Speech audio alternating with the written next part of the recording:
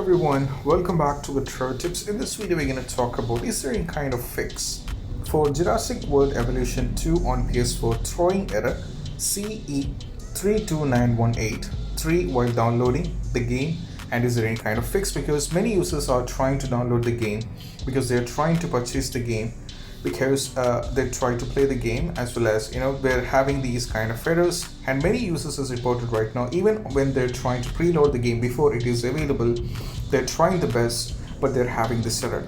So the question is there any kind of error? If there is an error, but is there any kind of alternative solutions which can be done so that the players can on the PS4 can play the game and see whether how it is? But actual thing is there is no kind of fix yet.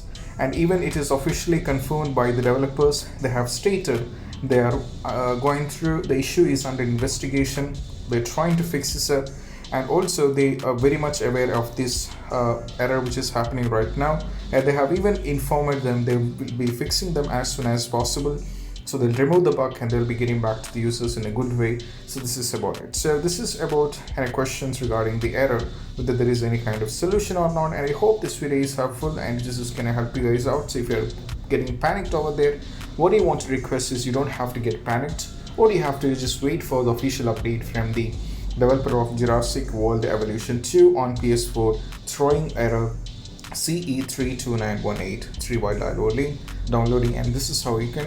And if you find this video helpful as well as the information is helpful, don't forget to subscribe and like button, and do comment and let us know what you feel about it, and that's going to help you guys out.